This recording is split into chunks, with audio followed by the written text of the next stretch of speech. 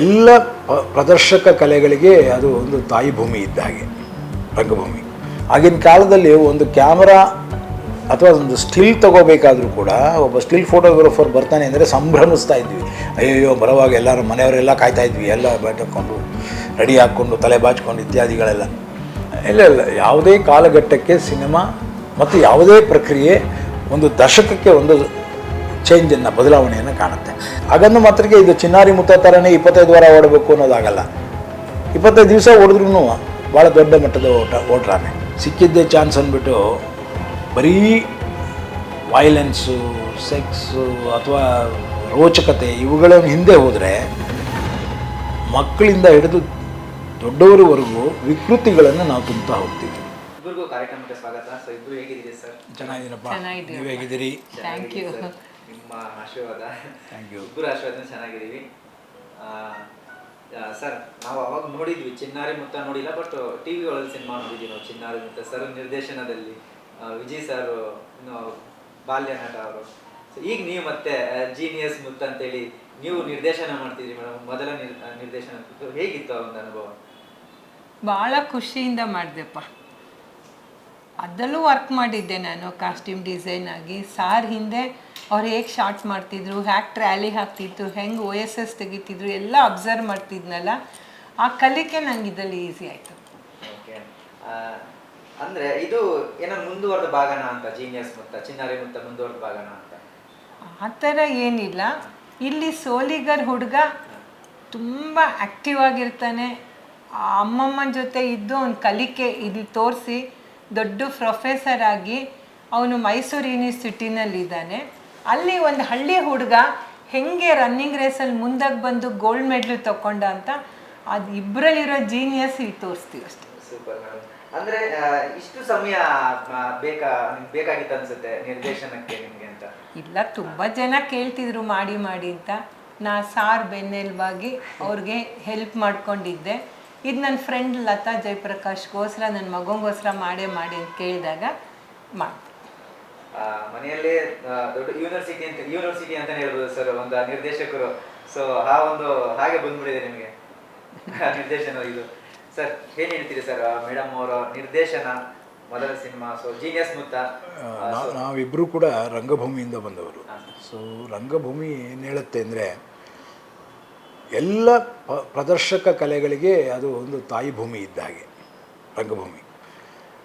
ಅದು ನೃತ್ಯ ತಗೊಳ್ಳಿ, ಸಂಗೀತ ತಗೊಳ್ಳಿ, ನಾಟಕ ಅಭಿನಯ ತಗೊಳ್ಳಿ, ಅಥವಾ ಪೇಂಟಿಂಗ್ ತಗೊಳ್ಳಿ, ಕಥಾ ವಾಚನ ತಗೊಳ್ಳಿ, ಯಾವುದೇ ಆಗಲಿ ಅದಕ್ಕೆ ಒಂದು ತಳಹದಿಯನ್ನು ಹಾಕುವಂಥದ್ದು ರಂಗಭೂಮಿ. ರಂಗಭೂಮಿಯ ಎಕ್ಸ್ಟೆನ್ಷನ್ ಸಿನಿಮಾ. ಹಾಗಾಗಿ ಸಿನಿಮಾ ನಾವು ಯಾವಾಗ ಮಾಡಲಿಕ್ಕೆ ಹೊರಟವೋ ಆವಾಗ ನಿಜವಾಗಿಯೂ ನಮಗೆ ಇನ್ನೊಂದು ಮಾಧ್ಯಮದ ಕಲಿಕೆ ಏನು ಅನ್ನೋದು ಅರ್ಥ ಆಯಿತು.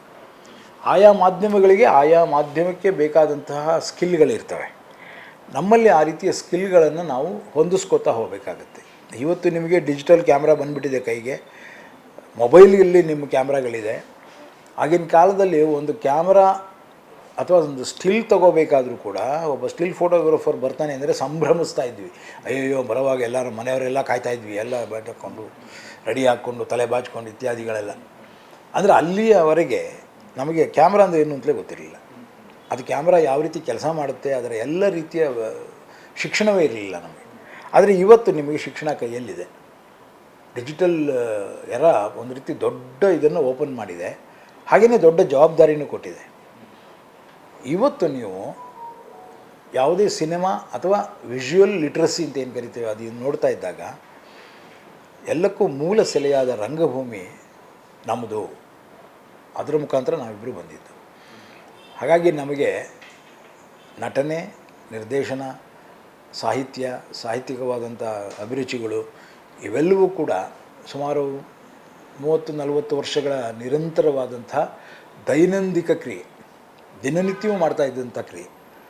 ಇಲ್ಲ ಒಂದು ನಾಟಕ ರಿಹರ್ಸಲ್ ಮಾಡ್ತಾಯಿದ್ವಿ, ಇಲ್ಲ ಒಂದು ನಾಟಕ ಮಾಡಿಸ್ತಾ ಇದ್ವಿ, ಇಲ್ಲ ನಾವೇ ಆ್ಯಕ್ಟ್ ಮಾಡ್ತಾಯಿದ್ವಿ, ಇಲ್ಲ ಒಂದು ಸಿನಿಮಾ ಮಾಡ್ತಾಯಿದ್ವಿ. ಸಿನಿಮಾ ಮಾಡಿದ್ರೆ ಅದ್ರ ಹಿಂದೆ ಮುಂದೆ ಎಲ್ಲ ಕೆಲಸಗಳನ್ನ ಮಾಡ್ತಾಯಿದ್ವಿ. ಈಗಲೂ ಕೂಡ ಸುಮಾರು ಒಂದಷ್ಟು ಸ್ಕ್ರಿಪ್ಟ್ಗಳನ್ನ ಬರಿತಾ ಇರ್ತೀವಿ, ಮಾತಾಡ್ತಾ ಇರ್ತೀವಿ, ಡಿಸ್ಕಷನ್ ನಡೀತಾ ಇರುತ್ತೆ. ಮನೆಯಲ್ಲಿ ಇನ್ನೊಬ್ಬ ಡೈರೆಕ್ಟ್ರ್ ಇದ್ದಾನೆ, ಪನ್ನಗ. ಸೊ ಹಾಗಾಗಿ ನಿರಂತರವಾಗಿ ಸಿನಿಮಾ ಮತ್ತು ರಂಗಭೂಮಿಯ ಜೊತೆಯಲ್ಲಿ ಬೆಳೀತಾ ಬಂದದ್ದು ನಾವು. ಅದರಿಂದ ಇದೇನು ಹೊಸದಾಗಿ ನಾವೊಂದು ಸಿನಿಮಾ ಅಥವಾ ಹೊಸದಾಗಿ ಒಂದು ಆಯಾಮವನ್ನು ಹುಡುಕ್ತಾ ಇದ್ದೀವಿ ಅಂತ ಅಲ್ಲ. ಸೊ ನಮ್ಮ ಕಲಿಕೆ ನಿರಂತರವಾಗಿದೆ. ಚಿನ್ನಾರಿ ಮುತ್ತ ಬಂದಂಥ ಆ ಒಂದು ಸಮಯದಲ್ಲಿ ಸಿನಿಮಾ ನೋಡುವ ಶೈಲಿ ಬೇರೆ ಥರ ಇತ್ತು. ಸೊ ಆಗ ಏನಂದರೆ ಒಂದು ಒಳ್ಳೆ ಕಂಟೆಂಟ್ ಇದ್ದರೆ ಸಿನಿಮಾ, ಒಂದು ಒಳ್ಳೆಯ ವಿಚಾರ ಇದ್ದರೆ ಖಂಡಿತ ಸಿನಿಮಾಗೆ ಬಂದು ಸಿನಿಮಾ ನೋಡೋರು, ಥಿಯೇಟ್ರಿಗೆ ಬಂದು ಸಿನಿಮಾ ನೋಡೋರು. ಬಟ್ ಈಗ ಆಗಿಲ್ಲ. ಸೊ ಎಂಥ ಒಂದು ಒಳ್ಳೆ ಸಬ್ಜೆಕ್ಟ್ ಕೊಟ್ಟರು ಕೂಡ ಎಲ್ಲೋ ಒಂದು ಕಡೆ ಇನ್ನೇಟ್ ಆಗ್ತಾರೆ ಥಿಯೇಟ್ರಿಗೆ ಬರಲಿಕ್ಕೆ ಜನಗಳು. ಸೊ ಈ ಸಮಯದಲ್ಲಿ ಈ ಸಿನಿಮಾ ಎಷ್ಟು ಯಾವ ಮಟ್ಟಿಗೆ ಜನ ಅದನ್ನು ರಿಸೀವ್ ಮಾಡ್ಕೊಳ್ತಾರೆ ಅಂತ ಹೇಳ್ತೀವಿ ಸರ್? ಇಲ್ಲ, ಯಾವುದೇ ಕಾಲಘಟ್ಟಕ್ಕೆ ಸಿನಿಮಾ ಮತ್ತು ಯಾವುದೇ ಪ್ರಕ್ರಿಯೆ ಒಂದು ದಶಕಕ್ಕೆ ಒಂದು ಚೇಂಜನ್ನು, ಬದಲಾವಣೆಯನ್ನು ಕಾಣುತ್ತೆ. ದಶಕಗಳನ್ನು ನೀವು ಗಮನಿಸಿದಾಗ ಒಂದೊಂದು ದಶಕದಲ್ಲೂ ಒಂದೊಂದು ಹೊಸ ಹುಡುಕಾಟ, ಅದು ಸೈನ್ಸ್ ಇರ್ಬೋದು ಅಥವಾ ಆರ್ಟ್ ಇರ್ಬೋದು, ಒಟ್ಟಿನಲ್ಲಿ ಒಂದು ಹೊಸ ಹುಡುಕಾಟವನ್ನು ತರುತ್ತೆ. ಆ ರೀತಿ ಇವತ್ತು ಒಂದು ಹೊಸ ಹುಡುಕಾಟದಲ್ಲಿ ಇದ್ದೇವೆ. ಹಾಗಂದು ಮಾತ್ರಕ್ಕೆ ಇದು ಚಿನ್ನಾರಿ ಮುತ್ತ ಥರನೇ 25 ವಾರ ಓಡಬೇಕು ಅನ್ನೋದಾಗಲ್ಲ. 25 ದಿವಸ ಓಡಿದ್ರೂ ಭಾಳ ದೊಡ್ಡ ಮಟ್ಟದ ಓಡ್ರಾನೆ. ಹಾಗೆಯೇ 25 ಲಕ್ಷ ಜನಕ್ಕೆ ಭೇಟಿ ಆದ್ರೂ ಅದು ಅವರನ್ನು ಅಷ್ಟು ಜನರನ್ನು ಭೇಟಿ ಆಯ್ತಲ್ಲ ಅನ್ನೋದೇ ಒಂದು ದೊಡ್ಡ ಸಂತೋಷ ಆಗ್ಬೋದು. ಆವತ್ತು 2.5 ಕೋಟಿ ಜನ ನೋಡಿರ್ಬೋದು, ಇವತ್ತು 25 ಲಕ್ಷ ನೋಡಿದ್ರೂ ಕೂಡ it is a very good sign of. ವ್ಯವಸ್ಥೆಗಳು ಚೇಂಜ್ ಆಗಿದೆ, ಆದರೆ ಮನೋಭಾವ ಇದೆಯಲ್ಲ, ಒಂದು ಒಳ್ಳೆಯ ಸಿನಿಮಾ ಇದ್ದಾಗ ನೋಡೋದು ಅದಿದೆ. ಅದನ್ನು ಇವತ್ತು ಜನ ರೂಢಿಸ್ಕೊಂಡಿದ್ದಾರೆ. ಒಬ್ಬರು ಮೊಬೈಲಲ್ಲಿ ನೋಡ್ತಾರೆ, ಇನ್ನೊಬ್ಬರು ಯಾವುದೋ ಟೆಲಿವಿಷನಲ್ಲಿ ಬಂದಾಗ ನೋಡ್ತಾರೆ, ಇನ್ನೊಬ್ಬರು OTT ನೋಡ್ಕೋತಾರೆ, ಒಬ್ಬೊಬ್ಬರು ಒಂದೊಂದು ರೀತಿ ಮನೆಯಲ್ಲೇ ನೋಡ್ಕೋತಾರೆ ಒಂದಿಬ್ಬರು. ಸೊ ಆ ಥರ ಎಲ್ಲ ಇರುವಾಗ ಎಲ್ಲಿ ನೋಡ್ತಿದ್ದಾರೆ ಅಂತ ಗೊತ್ತಾಗಲ್ಲ. ದೂರದರ್ಶನಲ್ಲಿ ಎಷ್ಟೋ ಜನ ಹೇಳ್ತಾರೆ, ನನ್ನ ಎಷ್ಟೋ ಸಿನಿಮಾಗಳು ಸರ್ ಥಿಯೇಟ್ರ್ನಲ್ಲಿ ನೋಡಬೇಕಾಗಿತ್ತು ಸರ್, ಅದನ್ನು ಈ ಟೆಲಿವಿಷನ್ನಲ್ಲಿ ನೋಡಿಬಿಟ್ಟೆ, ಏನು ಚೆನ್ನಾಗಿದೆ ಸರ್ ಅದೊಂದು ಆಮೇಲೆ ಹೇಳ್ತಾರೆ. ಯಾಕೆ ಥಿಯೇಟ್ರಿಗೆ ಹೋಗಲಿಲ್ಲ ಅಂದರೆ ಅದು ಹೆಂಗೋ ಮಿಸ್ ಆಗೋಯ್ತು ಅಂತಾರೆ. ಸೊ ಆ ಥರದಲ್ಲಿ ಇದ್ದೇ ಇರುತ್ತೆ ಈಗ. ಬಟ್ ಜೀನಿಯಸ್ ಮುತ್ತ ಈಸ್ ಜೀನಿಯಸ್ ಮುತ್ತ, ಚಿನ್ನಾರಿ ಮುತ್ತ ಈಸ್ ಚಿನ್ನಾರಿ ಮುತ್ತ. ಓಕೆ ಮೇಡಮ್, ಇಲ್ಲಿ ಸಿನಿಮಾದಲ್ಲಿ ಆಲ್ಮೋಸ್ಟ್ ಎಲ್ಲ ಅಂದರೆ ಮಕ್ಕಳು ಒಂದು ಚಿಕ್ಕ ಏಜ್ನವರು ಮಾಡಿರೋವಂಥದ್ದು. ಸೊ ಅವ್ರನ್ನೆಲ್ಲ ನಿಭಾಯಿಸೋದು ಭಾಳ ದೊಡ್ಡ ಒಂದು ಜವಾಬ್ದಾರಿ, ಆ್ಯಕ್ಟಿಂಗ್ ತೆಗೆಸೋಂಥದ್ದಾಗಲಿ. ಸೊ ಅದನ್ನೆಲ್ಲ ಯಾವ ರೀತಿ ನೀವು ಬ್ಯಾಲೆನ್ಸ್ ಮಾಡಿದ್ರಿ ಮೇಡಮ್? ಅಲ್ಲಿ ತುಂಬ ಮಕ್ಕಳೇನಿಲ್ಲ ಈ ಕಥೆನಲ್ಲಿ, ಬಟ್ ಎಲ್ಲ ನನ್ನ ಮಕ್ಕಳು ಥರ ನಾನು ಪ್ರೀತಿಯಿಂದ ನೋಡಿದೆ. ದೊಡ್ಡ ಆರ್ಟಿಸ್ಟ್ ಆಗಲಿ ಚಿಕ್ಕ ಆರ್ಟಿಸ್ಟ್ ಆಗಲಿ ಅವ್ರಿಗೆಲ್ಲ ಅಮ್ಮ ಆಗಿ ನಾನು ಪ್ರೀತಿಯಿಂದ ನೋಡ್ಕೊಂಡು ಫಿಲಮ್ ಮಾಡಿದ್ದೀನಿ. ಬಂದು ಆ್ಯಕ್ಟ್ ಮಾಡಿದವರೆಲ್ಲ ನಮ್ಮ ಇಷ್ಟು ವರ್ಷದ ಸಂಬಂಧ ಇತ್ತಲ್ಲ ಆ ಪ್ರೀತಿಯಿಂದ ಬಂದಿದ್ದಾರೆ. ಯಾರೂ ಇಲ್ಲ ಅಂತ ಹೇಳಲಿಲ್ಲ. ನಾನು ಫಿಲಮ್ ಮಾಡ್ತಿದ್ದೀನಿ ಅಂದಾಗ ಸಂತೋಷವಾಗಿ ಒಪ್ಕೊಂಡು ಬಂದಿದ್ದಾರೆ. ಏನು ಕೊಡ್ತೀಯ ಅಂತ ಯಾರೂ ಕೇಳಲಿಲ್ಲ. ನಾನು ಏನು ಕೊಟ್ಟನೋ ಅದು ಪ್ರೀತಿಯಿಂದ ಸ್ವೀಕರಿಸಿ ಖುಷಿಯಾಗಿ ಮಾಡಿದ್ದಾರೆ. ಈ ತರಹದ ಇಂಡಿಪೆಂಡೆಂಟ್ ಫಿಲ್ಮ್ಗಳು ಆಗೋದೇ ಹೀಗೆ.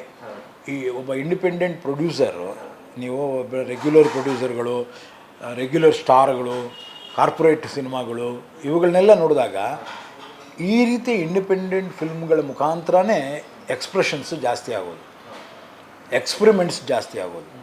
ಅಲ್ಲೆಲ್ಲ ಅವರು ಸಿದ್ಧ ಸೂತ್ರ ಹುಡುಕ್ತಾ ಇರ್ತಾರೆ. ಹೆಂಗಾದರೂ ಮಾಡಿ ದುಡ್ಡು ಹಾಕಿರ್ತಾರಲ್ಲ, ದುಡ್ಡು ತೊಗೋಬೇಕಾದ್ರೆ ಸಿದ್ಧವಾಗಿರುತ್ತೆ ಎಲ್ಲ ಸೂತ್ರಗಳು. 1-2 ಫೈಟ್ ಇರಬೇಕು, 2 ಸಾಂಗ್ ಇರಲೇಬೇಕು, ಒಂದು ಸೆಕ್ಸಿ ಸಾಂಗ್ ಇರಲೇಬೇಕು, ಈ ಥರದ್ದು ಏನೇನೋ ಯೋಚನೆಗಳು ಬರುತ್ತೆ. ಈ ಫಾರ್ಮುಲಾಗಳನ್ನು ಹೊರತಾಗಿ ಎಕ್ಸ್ಪರಿಮೆಂಟ್ಗಳು ಏನು ಬರ್ತಾಯಿದೆ ಅದು ಈ ರೀತಿ ಇಂಡಿಪೆಂಡೆಂಟ್ ಫಿಲ್ಮ್ ಮೇಕರ್ಗಳ ಜೊತೆಲೇ ಬರೋದು. ಸೊ ಅದಕ್ಕೆ ಕಾರಣ ಇಂಡಿಪೆಂಡೆಂಟ್ ಪ್ರೊಡ್ಯೂಸರ್ಗಳು. ಅವ್ರು ಇರಬೇಕು, ಅವ್ರ ಜೊತೆ ಆಗಬೇಕದು. ಮೇಡಮ್, ಅಂದರೆ ಸರ್ರು ಸುಮಾರು ಸಿನಿಮಾಗಳು ನಿರ್ದೇಶನ ಮಾಡಿದ್ದಾರೆ. ದೊಡ್ಡ ಬ್ಲಾಕ್ ಬಸ್ಟರ್ ಸಿನಿಮಾಗಳು ಕೂಡ ಕೊಟ್ಟಿದ್ದಾರೆ ಕೊಡುಗೆಯಾಗಿ ನಮ್ಮ ಇಂಡಸ್ಟ್ರಿಗೆ. ಸರ್ರು ಕೊಡುಗೆ ತುಂಬ ದೊಡ್ಡದು. ಅದನ್ನ ಹೇಳಷ್ಟು ದೊಡ್ಡ ಮನುಷ್ಯ ಸಿಕ್ಕಿದಾಗ ಹೇಳ್ತೀನಿ ಸರ್. ಸರ್ರು ನಿರ್ದೇಶನ ಮಾಡಿದಂಥ ಸಿನಿಮಾಗಳು ನಿಮಗೆ ಯಾವ್ಯಾವ ಸಿನಿಮಾಗಳು ತುಂಬ ಫೇವ್ರೇಟ್ ಮೇಡಮ್? ಬಲ್ಗಣ್ಣು ಇಷ್ಟನಾ ಎಡಗಣ್ಣು ಇಷ್ಟನಾ ಪ್ರಶ್ನೆ ಕೇಳ್ತಾ ಇದ್ದೀರಾ. ಎಲ್ಲ ಫಿಲಮ್ಗೂ ಅಷ್ಟೇ ಕಷ್ಟಪಟ್ಟು ಮಾಡಿರ್ತಾರೆ. ಅದು ಚೆನ್ನಾಗಾಗೋದು ಬಿಡೋದು ಫೈನಲ್ ನಾವು ಫಿಲಮ್ ನೋಡಿದಾಗಲೇ ಗೊತ್ತಾಗುತ್ತೆ. ಕೆಲವು ಕಡೆ ಅನಿಸುತ್ತೆ ಹಿಂಗೆ ಮಾಡಬಾರ್ದಾಗಿತ್ತು, ಹಿಂಗೆ ಮಾಡಬೇಕು ಅಂದ್ಬಿಟ್ಟು. ಅದು ಕೆಲವು ಫಿಲಮಿಗೆ ಮಾತ್ರ, ಮಿಕ್ಕಿದ್ದೆಲ್ಲ ಮೈಲ್ಗಲ್ಲಾಗಿ ನಿಂತಿದೆ. ಅವರು ಅಷ್ಟು ಸಾಧನೆ ಮಾಡಿ ತೆಗೆದಿರೋದ್ರಿಂದ ಎಲ್ಲ ಫಿಲಮು ಚೆನ್ನಾಗಿರುತ್ತೆ. ಎಲ್ಲ ಚೆನ್ನಾಗಾಗಲಿ, ಒಳ್ಳೆ ಹೆಸರು ತಗೊಳ್ಳಿ ಅನ್ನೋದ್ರಿಂದನೇ ಮಾಡ್ತಾರೆ. ಇದು ಒಳ್ಳೇದಾ ಅದು ಒಳ್ಳೇದಾ ಅಂತ ನನಗಂತೂ ಹೇಳಕ್ಕೆ ಬರಲ್ಲ. ಅಂದರೆ ನಿಮ್ಮ ಫೇವ್ರೆಟ್ ಸಿನಿಮಾ ಅಂತ ಇರುತ್ತೆ ಸರ್ ನಿರ್ದೇಶನ ಮಾಡಿದಂಥ ಸಿನಿಮಾದಲ್ಲಿ. ಸೊ ನನಗೆ ನನ್ನ ಪ್ರಕಾರ ಜನ್ಮದ ಜೋಡಿ, ಚಿಗುರಿದೆ ಕನಸು, ಈ ಥರ ನನಗೆ ಭಾಳ ಫೇವ್ರೇಟ್ ಸಿನಿಮಾಗಳು. ಸೊ ನಿಮ್ಗೆ ಆ ಥರ ಯಾವುದಾದ್ರು? ನನಗೆ ಎಲ್ಲ ಫಿಲಮು ಇಷ್ಟನೇ. ಸೊ ಆಪ್ಷನ್ ಕೊಡ್ತೀರಾ ಅದು ಒಂದು ನೀವು? ಇಲ್ಲ ಕೊಡೋದಪ್ಪ. ಎಲ್ಲ ಫಿಲಮು ನಂಗೆ ಇಷ್ಟನೇ. ಅವ್ರು ಮಾಡಿದ ಎಲ್ಲ ಫಿಲಮು ಇಷ್ಟನೇ ನನಗೆ. ಏಕೆಂದರೆ ಅಷ್ಟೇ ಕಷ್ಟಪಟ್ಟು ಮಾಡಿರ್ತಾರೆ, ಎಷ್ಟು ತಯಾರಿ ತೊಗೊಂಡಿರ್ತಾರೆ, ಅದು ಇಂಪಾರ್ಟೆಂಟ್ ಅಲ್ವಾ. ಇನ್ನು ಸುಮ್ಮನೆ ಏನು ಮಾಡಿಬಿಡಲ್ವಲ್ಲ. ಎಲ್ಲ ಫಿಲಮು ನನಗಿಷ್ಟ. ಓಕೆ ಓಕೆ ನಾಗಭರಣ ಸರ್, ಮತ್ತೆ ನಿಮ್ಮ ನಿರ್ದೇಶನದಲ್ಲಿ ನಾವು ಕೂಡ ಸಿನಿಮಾ ನೋಡ್ಬೇಕಂತ ನಾನು ಕೂಡ ತುಂಬ ಕುತೂಹಲದಿಂದ ಕಾಯ್ತಾ ಇದ್ದೀನಿ. ಮತ್ತೆ ಯಾವಾಗ ಮತ್ತೆ ಶುರುವಾಗುತ್ತೆ ಅಂತ ನಿಮ್ಮ ಪ್ರಾಜೆಕ್ಟ್ಸ್ಗಳು? ಗೊತ್ತಿಲ್ಲ, ಯಾವಾಗ ಪ್ರೊಡ್ಯೂಸರ್ ಅನೌನ್ಸ್ ಮಾಡ್ತಾರೆ ಅವಾಗ ನಾನು ಬರ್ತೀನಿ. ಓಕೆ, ಯಾಕಂದರೆ ನಾನು ನಿಮ್ಮ ನಿರ್ದೇಶನದ ಚಿಗುರಿದ ಕನಸು ಸುಮಾರು 4-5 ಸರಿ 5 ಟೈಮ್ಸ್ ನೋಡಿದ್ದೀನಿ ಅನಿಸುತ್ತೆ ಥಿಯೇಟ್ರಲ್ಲಿ. ಭಾಳ ಇಷ್ಟ ಆ ಸಿನಿಮಾ ನನಗೆ. ಸೊ ಆ ಥರ ಕಂಟೆಂಟ್ ಸಿನಿಮಾಗಳು ನಿಮ್ಮಿಂದ ಮಾತ್ರ ಸಾಧ್ಯ ಆ ಥರ ಬರಲಿಕ್ಕೆ? ಇಲ್ಲ, ಗೊತ್ತಿಲ್ಲ. ಬಟ್ ಏನೋ ಎಲ್ಲವೂ ರೆಡಿ ಆಗ್ತಾ ಇದ್ದೇವೆ, ಸಿದ್ಧವಾಗ್ತಾ ಇದ್ದೇವೆ. ಯಾವಾಗ ಶುರುವಾಗುತ್ತೋ ಗೊತ್ತಿಲ್ಲ. ಸದ್ಯದಲ್ಲೇ ಶುರುವಾದರೆ ಸಂತೋಷ. ಇವತ್ತಿನ ಇಂಡಸ್ಟ್ರಿಗೆ ನಿಜವಾಗಿಯೂ ಬೇಕಾಗಿರುವಂತಹ ಒಂದು ಅದ್ಭುತವಾದ ಚಿತ್ರವನ್ನು ಕೊಡಬೇಕು ಅಂತ ಕಷ್ಟಪಡ್ತಾ ಇದ್ದೀನಿ. ಓಕೆ, ನಿಮ್ಮ ನಿರ್ದೇಶನದಲ್ಲಿ ಯಾರೋ ಒಬ್ಬ ಸ್ಟಾರ್ ನಟನ ನೋಡ್ಬೋದಾ ಅಥವಾ ಹೊಸ ಪ್ರತಿಭೆಗಳನ್ನು ನೋಡ್ಬೋದಾ ಸರ್? ಎರಡೂ ನೋಡ್ಬೋದು, ಒಟ್ಟಿಗೆ ತಾನೆ. ಸಿನಿಮಾ ಏನು ಕೇಳುತ್ತೆ ಅದನ್ನು ಮಾಡ್ತಾ ಹೋಗ್ತೇವೆ. ಓಕೆ, ಕಂಟೆಂಟ್ ಅವರೇ, content is the king. Correct sir, ನಿಜನೇ. ಮೇಡಮ್ ಇನ್ನು ಸಿನಿಮಾದ ಚಿತ್ರೀಕರಣದ ಬಗ್ಗೆ ಹೇಳಿದ್ರೆ, ಸೊ ಯಾವ್ಯಾವ ಭಾಗದಲ್ಲಿ ಚಿತ್ರೀಕರಣ ಮಾಡಿದ್ದೀವಿ?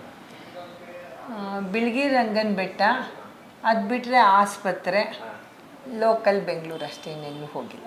ಓಕೆ ಮೇಡಮ್, ಸಿನಿಮಾ ಬಿಡುಗಡೆ ಆದ ನಂತರ ಸಿನಿಮಾ ನೋಡಿದ್ರೆ ಜನಗಳು ಏನೇನು ಒಂದು ವಿಷಯನ ತಗೊಂಡು ಬರ್ಬೋದು ಆಚೆ, ಮಕ್ಕಳಾಗಲಿ ಪೇರೆಂಟ್ಸ್ಗಳಾಗಲಿ, ಸೊ ಏನೊಂದು ವಿಚಾರನ ತಗೊಂಡು ಬರ್ಬೋದು ಮೇಡಮ್? ಮಕ್ಕಳು ಫುಲ್ಲು ನೆಗೆಟಿವ್ ಥಿಂಕಲ್ಲಿ ಇದ್ದಾರಪ್ಪ ಇವಾಗ. ಈ ಫಿಲಮ್ ನೋಡೋದ್ರಿಂದ ಪಾಸಿಟಿವ್ ಥಿಂಕ್ ಬರುತ್ತೆ. ಆಮೇಲೆ ತಾಯಿನ ತುಂಬ ಚೆನ್ನಾಗಿ ನೋಡ್ಕೋಬೇಕು ಮಕ್ಕಳು ಅನ್ನೋದು ಮೇಯ್ನ್ ಉದ್ದೇಶ. ಏನಾರು ಹೇಳಿದ್ರೆ ಅಮ್ಮ ಹೋಗಮ್ಮ ಅಂತ ಹೋಗ್ತಾ ಇರ್ತಾರೆ ಈಗ ಮಕ್ಕಳು. ಇಲ್ಲ, ನಾನು ಅಮ್ಮನ ಪ್ರೀತಿ ಮಾಡಬೇಕು, ಅಮ್ಮನ ತುಂಬ ಚೆನ್ನಾಗಿ ನೋಡ್ಕೋಬೇಕು, ಪರಿಸರ ಪ್ರೇಮ ಬೆಳೆಸಬೇಕು ಅಂತ ಇದು ಫಿಲಮಲ್ಲಿ ಹೇಳಕೊಡ್ತೀವಿ.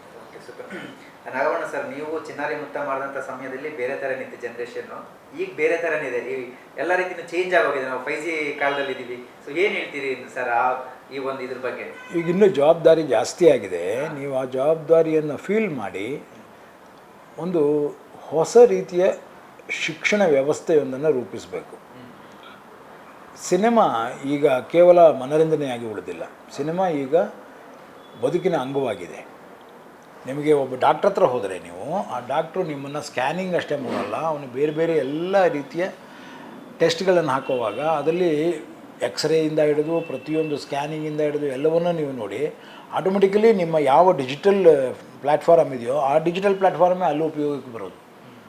ಹಾಗಾಗಿ ಆರೋಗ್ಯದಲ್ಲಿ, ಬದುಕಿನಲ್ಲಿ, ಶಿಕ್ಷಣದಲ್ಲಿ ಎಲ್ಲ ಕಡೆಯೂ ಕೂಡ ಇವತ್ತು ವಿಜುವಲ್ ಲಿಟ್ರಸಿ ಇದೆ. ಇದನ್ನು ನಾವು ಭಾಳ ಚೆನ್ನಾಗಿ ಬಳಸ್ಕೋಬೇಕು. ಸಿಕ್ಕಿದ್ದೇ ಚಾನ್ಸ್ ಅಂದ್ಬಿಟ್ಟು ಬರೀ ವೈಲೆನ್ಸು, ಸೆಕ್ಸು ಅಥವಾ ರೋಚಕತೆ ಇವುಗಳ ಹಿಂದೆ ಹೋದರೆ ಮಕ್ಕಳಿಂದ ಹಿಡಿದು ದೊಡ್ಡವರವರೆಗೂ ವಿಕೃತಿಗಳನ್ನು ನಾವು ತುಂಬ್ತಾ ಹೋಗ್ತೀವಿ.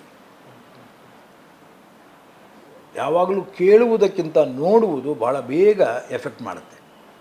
ಈ ನೋಡುವ ಕಲೆಯನ್ನು ಕಲಿಸಿಕೊಡ್ಬೇಕು. ಪ್ರೇಕ್ಷಕನಿಗೆ ಯಾವುದು ಒಳ್ಳೆಯದು, ಯಾವುದು ಕೆಟ್ಟದ್ದು, ಯಾವುದನ್ನು ನೋಡಬೇಕು, ಯಾವುದನ್ನು ನೋಡಬಾರ್ದು, ಮಕ್ಕಳು ಇವುಗಳನ್ನು ಕಲಿಸಬೇಕು. ಒಂದು ಹೊಸ ಪೀಳಿಗೆಯ ಪ್ರೇಕ್ಷಕ ವೃಂದವನ್ನು ನಾವು ಸಿದ್ಧ ಮಾಡಬೇಕು.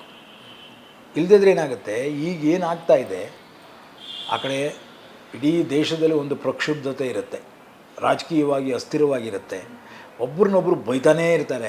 ಅವನು ಬೈತಾನೆ, ಇವನು ಬೈತಾನೆ. ರೋಡಲ್ಲೂ ಕೂಡ ಇವನೇ ತಪ್ಪು ಮಾಡಿದರೂ ಅವನು ಬೈತಿರ್ತಾನೆ. ಸೊ ಎಲ್ಲ ರೋಡ್ ರೇಜ್ ಆಗಲಿ, ಯಾವುದೇ ರೇಜ್ ಆಗಲಿ, ಅದು ವಿಕೃತಿಯನ್ನು ಹೇಳ್ತಾ ಇರುತ್ತೆ. ತಾಳ್ಮೆಯನ್ನು, ಸಹನೆಯನ್ನು, ಪ್ರೀತಿಯನ್ನು, ವಿಶ್ವಾಸವನ್ನು, ಗೌರವಿಸೋದನ್ನು ಅದು ಹೇಳ್ಕೊಡೋದಿಲ್ಲ. ಆ ತರಹ ಅವುಗಳ ಪಾಠ ಆಗಬೇಕಾಗಿದೆ. ವಿಭಜನೆ ಅಂತ ಅಲ್ಲ, ಎಲ್ಲರನ್ನು ಕೂಡಿಸುವ ಕೆಲಸ ಆಗಬೇಕಾಗಿದೆ. ಓಕೆ ಮೇಡಮ್, ಇನ್ನು ಸಿನಿಮಾ ಒಂದು ಪೂರ್ತಿ ತಂಡದ ಬಗ್ಗೆ ಹೇಳೋದಾದ್ರೆ, ಸೊ ಏನು ಹೇಳ್ತೀರಿ ಮೇಡಮ್? ಹೇಗಿತ್ತು ಎಲ್ಲರ ಜೊತೆ? ಹೇಳಿದ್ರಲ್ಲ, ಇಡೀ ತಂಡನೇ ನಮ್ಮ ಫ್ಯಾಮಿಲಿ. ಹಾಗಾಗ್ಬಿಟ್ಟು ನಮ್ಮ ಫ್ಯಾಮಿಲಿ ಹೆಂಗೆ ಖುಷಿಯಾಗಿದ್ನೋ ಹಾಗೂ ನನ್ನ ಶೂಟಿಂಗಲ್ಲಿ ಎಲ್ಲ ನನ್ನ ಮಕ್ಕಳು ಅಂತ ಖುಷಿಯಾಗಿದ್ದೆ. ಎಲ್ಲ ಖುಷಿಯಾಗಿ ಆ್ಯಕ್ಟ್ ಮಾಡಿದ್ದಾರೆ. ಯಾರೂ ಬೇಜಾರು ಮಾಡ್ಕೊಂಡಿಲ್ಲ, ಯಾರಿಗೂ ಬೇಜಾರಾಗೋಕ್ಕೆ ಬಿಟ್ಟಿಲ್ಲ. ನಾನು ಅಷ್ಟು ಚೆನ್ನಾಗಿ ಮನೆ ಮಕ್ಕಳು ಥರ ನೋಡ್ಕೊಂಡು ಶೂಟಿಂಗ್ ಮುಗಿಸಿದ್ದೀನಿ. Super, thank you. Sir cinema ಇದೆ ಆಗಸ್ಟ್ 9ನೇ ತಾರೀಕು ಬಿಡುಗಡೆ ಆಗ್ತಿದೆ ರಾಜ್ಯಾದ್ಯಂತ. ಸೊ ಕರ್ನಾಟಕದ ಜನತೆಗೆ ಸೊ ಏನು ಕೇಳ್ಕೊಳ್ಳೋಕೆ ಇಷ್ಟಪಡ್ತೀರಿ ಸರ್? ಯಾವುದೇ ಒಂದು ಒಳ್ಳೆ ಅಥವಾ ಕೆಟ್ಟ ಸಿನಿಮಾನ ಅದರ ಪ್ರೇಕ್ಷಕ ಹೇಳ್ತಾನೆ, ನಿರ್ಮಾಪಕ ಹೇಳಲ್ಲ ಅಥವಾ ನಿರ್ದೇಶಕ ಹೇಳಲ್ಲ. ಅದು ನನ್ನ ಹೃದಯಕ್ಕೆ ಬಹಳ ತಟ್ಟಿತು ಅಂತ ಒಬ್ಬ ಪ್ರೇಕ್ಷಕ ಹೇಳಿದಾಗ ಮಾಡಿದ್ದು ಸಾರ್ಥಕ ಆಗುತ್ತೆ. ಹಾಗಾಗಿ ಪ್ರೇಕ್ಷಕರಿಗೆ ಅದು ಮುಟ್ಟಬೇಕು, ಅದರಲ್ಲೂ ಮಕ್ಕಳ ಮನಸ್ಸಿಗೆ ಅದು ತಟ್ಟಬೇಕು.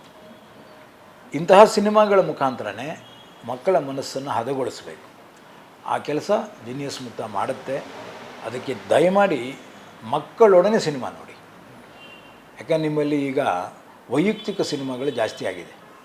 ನಾನೊಬ್ಬನೇ ಸಿನಿಮಾ ನೋಡಬೇಕು, ನನ್ನ ಹೆಂಡ್ತಿನ ಕರ್ಕೊಂಡು ಹೋಗಬಾರ್ದು, ನನ್ನ ಮಗಳನ್ನ ಕರ್ಕೊಂಡು ಹೋಗಬಾರ್ದು, ಈ ಥರದ್ದೆಲ್ಲ ಇದೆ ಈಗ.